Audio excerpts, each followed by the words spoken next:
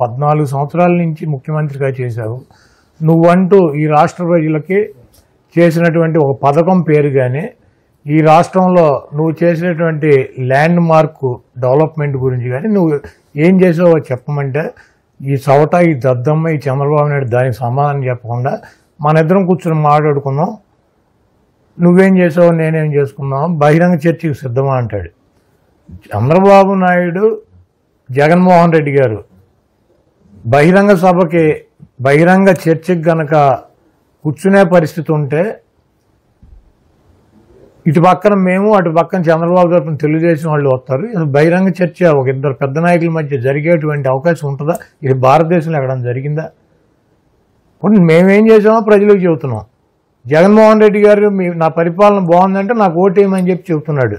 నువ్వు కూడా దమ్ము ఉంటే, నువ్వు మగాడివి అయితే, నువ్వు 14 ఏళ్ళ నువ్వేమైనా చేసి ఉంటే, నేను ఈ రకంగా ఈ కార్యక్రమాలు చేశాను, ఈ నా ల్యాండ్ మార్కులు, నాకు ఓటేయండి, నాకు ఎందుకు ఓటేయరని చెప్పి ప్రజలను అడుగు. నువ్వు ప్రజలు కదా న్యాయ నిర్ణేతలు. మీ ఇద్దరు మాట్లాడుకుని ఎవరు సీఎంగా ఉండాలి మీ ఇద్దరు డిసైడ్ చేసుకునేది కాదు కదా ఇది అని. ఒక ఎక్స్ అంటే మాజీ, ఈయన కోసం ఆ ట్విట్టర్ పేరు కూడా మార్చినట్టున్నారు ఎక్స్ అని.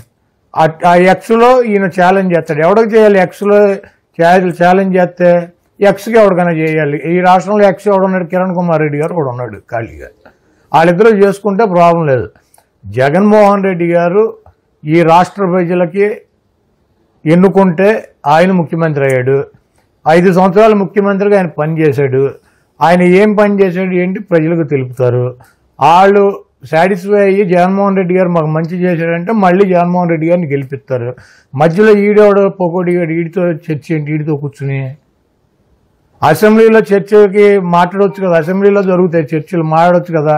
అక్కడి నుంచి ఎందుకు పారిపోయాడు ఈ సవట?